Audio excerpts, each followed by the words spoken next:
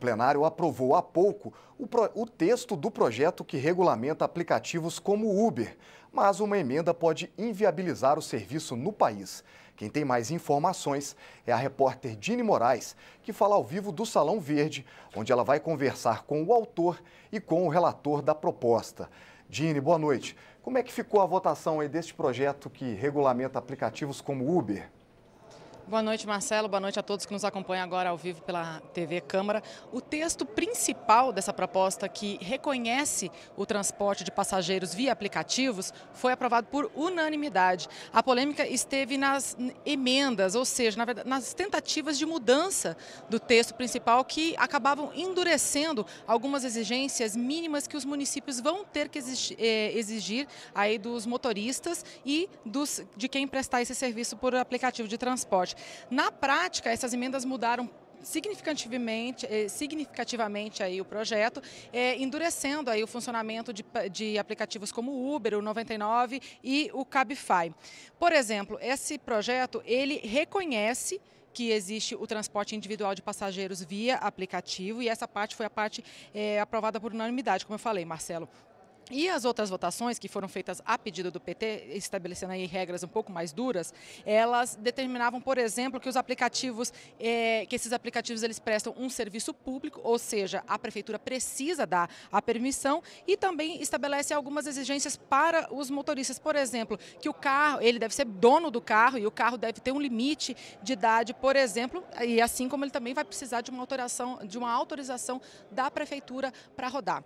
Eu estou aqui com o autor do projeto, o deputado Carlos Zaratini, do PT paulista. Deputado, o senhor esteve à frente desses pedidos de modificação do projeto, e eu queria perguntar para o senhor por que essas modificações eram necessárias.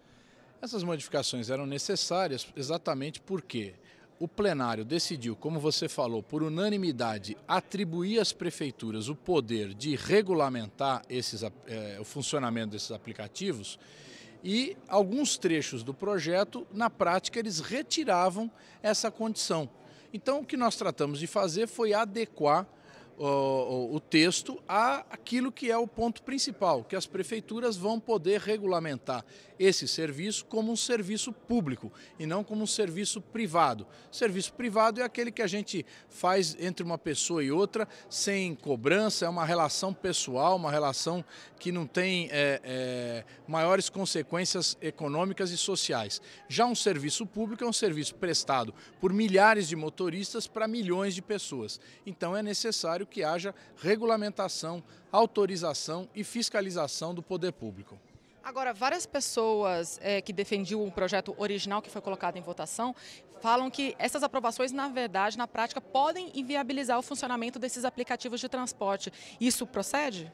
Olha, do jeito que vem funcionando, esses aplicativos com certeza não vão funcionar mais, porque esses aplicativos eles recrutam milhares de motoristas, que todos podem trabalhar ao mesmo tempo, isso rebaixa o rendimento dos motoristas, dos próprios motoristas dos aplicativos, e mantém a arrecadação desse aplicativo, porque ele ganha 25% sobre cada viagem. Então isso não vai acontecer mais, vai haver uma limitação, os municípios vão estabelecer regras e esses aplicativos vão trabalhar de acordo com essas regras municipais. Cada cidade uma característica, cada cidade um prefeito, o prefeito vai cuidar disso e não vamos ser nós aqui em Brasília que vamos resolver essa questão. Agora, com certeza nós vamos ter um serviço que vai ter uma continuidade ao longo do tempo maior do que eles podem ter se não tiverem regulamentação. Eu me lembro de quando existiam os pirueiros clandestinos, que no início era uma maravilha, o povo adorava. Só que depois de 2, 3 anos, aquilo degradou numa tal forma que foi necessário que as prefeituras acabassem intervindo e impedindo de continuar um serviço que muitas vezes era operado até por pessoas ligadas ao crime organizado. Então, nós não queremos que isso aconteça, nós queremos segurança para a população, serviço de qualidade e o mais barato possível. Muito obrigada, deputado Carlos Zaratini, autor do projeto. Eu repasso agora as perguntas para o relator da proposta, que foi o deputado Daniel Coelho, do PSDB de Pernambuco. Deputado, o senhor costurou muitos acordos antes de colocar a proposta em votação.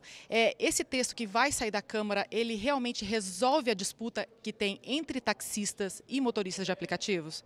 Se o texto tivesse sido aprovado, aquele que foi acordado entre as bancadas e as categorias, sim, mas o resultado final, na minha opinião, vai agravar a crise entre os dois segmentos de trabalhadores e vai, inclusive, criar dificuldade para o usuário. No momento que você fala em veículo de aluguel, você está falando em placa vermelha para os veículos que usam dos sistemas de aplicativo. No momento que você fala de autorização prévia, se essa lei fosse sancionada hoje, estaria interrompida a prestação de serviço nas cidades brasileiras para os aplicativos de transporte. Então, o que a gente está falando aqui é, no primeiro lugar, interromper o serviço.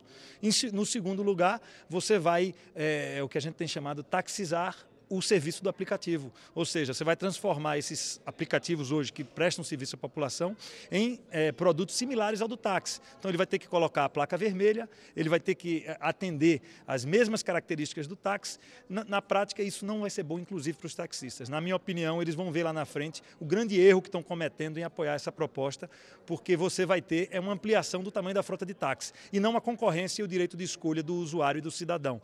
Eu espero que o Senado reveja as modificações que foram feitas, que o texto original seja aprovado, porque aí sim nós vamos ter uma regulamentação geral aqui feita no Congresso Nacional, mas vai caber aos municípios estabelecer a regra específica.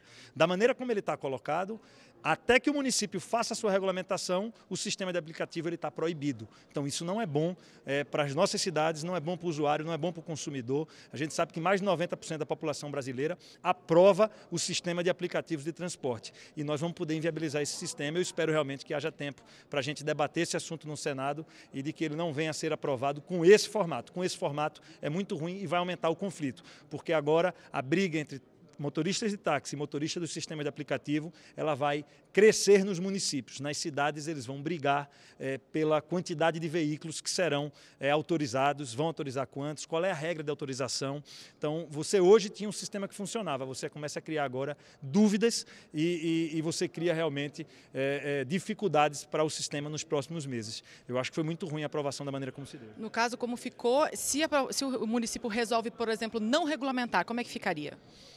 No meu entendimento, se ele não regulamenta, não tem a placa privada, não tem autorização, o sistema não pode rodar, você inviabiliza o sistema. Então, os municípios vão demorar para fazer essa regulamentação, você no primeiro momento termina inviabilizando o sistema, além de você prejudicar a legislação que já existe. São Paulo tem lei sobre o sistema de aplicativo, o Distrito Federal tem lei sobre o sistema de aplicativo, mas ela não está em acordo com a legislação federal. Então, você teria inclusive que fazer revisão naquelas regiões, naquelas cidades, naqueles estados que já resolveram o problema. Então, acho que é um retrocesso.